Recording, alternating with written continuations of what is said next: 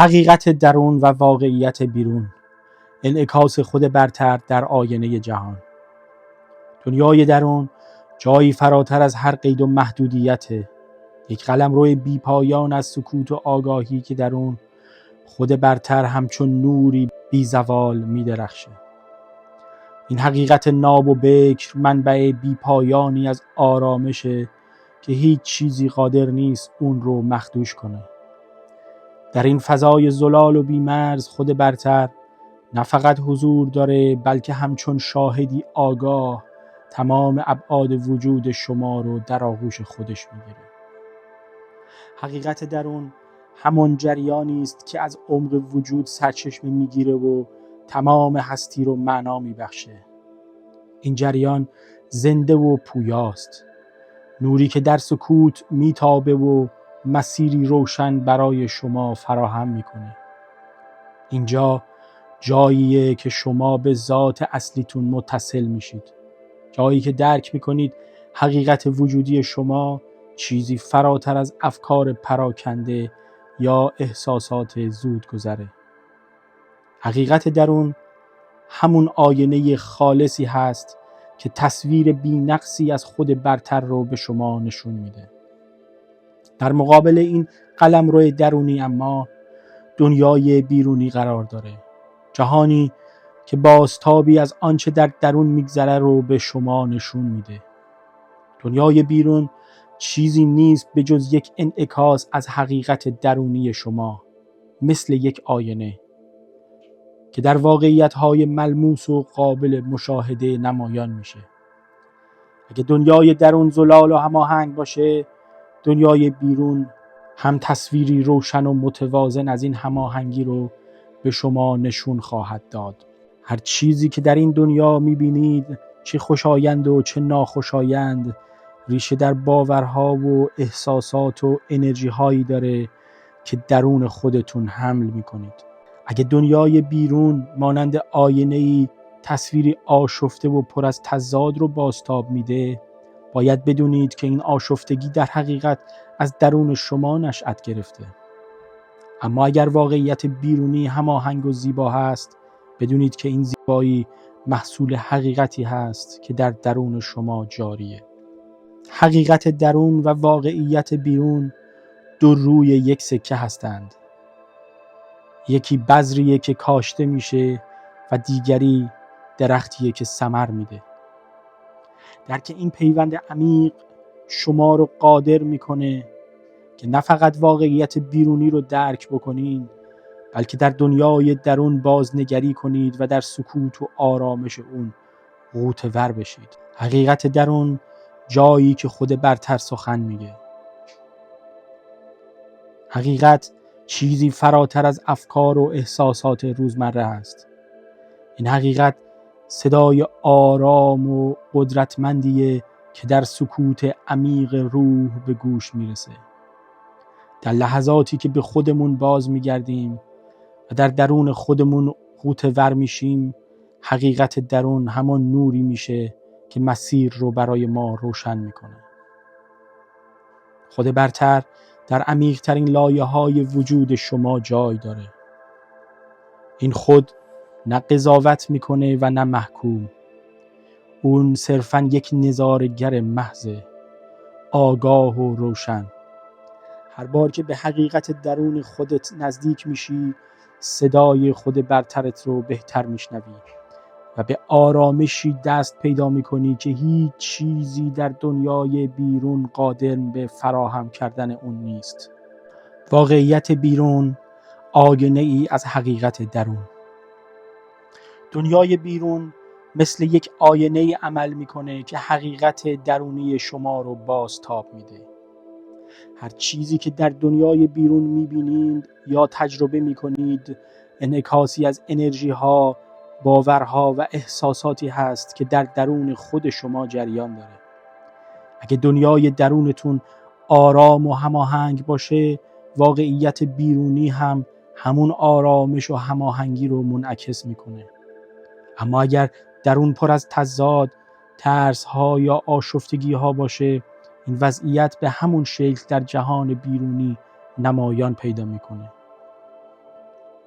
واقعیت بیرون آموزگار شماست، پیامی از درون که در لباس روابط، حوادث و تجربیات مختلف ظاهر میشه. اگر در دنیای بیرون با چالشی روبرو میشید، این چالش به شما هشدار میده که بخشی از درون شما نیاز به توجه یا بازنگری داره. به عنوان مثال، اگر با افراد یا شرایطی مواجه میشید که شما را عصبی یا ناامید میکنن، این احساسات بازتابی از انرژی های حل نشده در درون شما هست. دنیای بیرون همیشه در تلاشه تا شما رو به حقیقت درونی خودتون برگردونه. این جهان آینه ای از عملکردهای شماست و هیچ چیز در آن بی دلیل رخ نمیدهد. هر تجربه‌ای که از سر میگذرونید فرصتیه برای درک عمیق‌تر خود و اصلاح مسیر. اگر این مفهوم رو بپذیرید، میتونید با آغوشی باز هر اتفاقی رو با عنوان ابزاری برای رشد و یادگیری بپذیرید. پیوند حقیقت و واقعیت، دو روی یک سکه. حقیقت درونی و واقعیت بیرونی دقیقاً به مانند دو روی یک سکه هستند که همواره در ارتباطی جدایی ناپذیر با یکدیگر قرار دارند.